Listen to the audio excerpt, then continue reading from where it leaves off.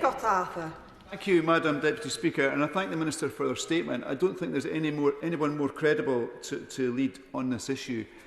I think it's absolutely disgusting that the last government had 89 weeks to implement the Jay inquiry, but implemented absolutely zero of the recommendations, but yet come here today to grandstand on that very issue.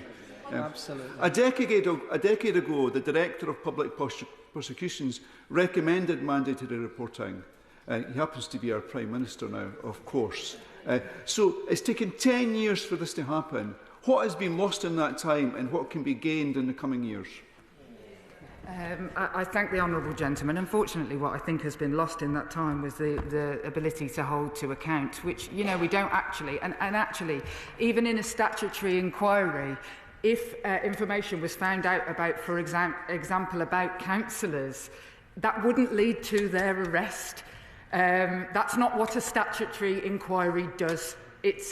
Nobody is in prison from any of the statutory inquiries that we've had. And so we want to focus on really criminalising those and really focus our attention on that. And I'm afraid to say, without mandatory reporting, what we have seen is lots of people, frankly, get away with cover-ups in the intervening years. What I hope to see for the future, actually, isn't that I want to see locked up loads of people who are bad. What I hope to see is that it creates a culture in child protection services that is one of openness and transparency, that is the thing that should be celebrated, not the reputation of the organisation.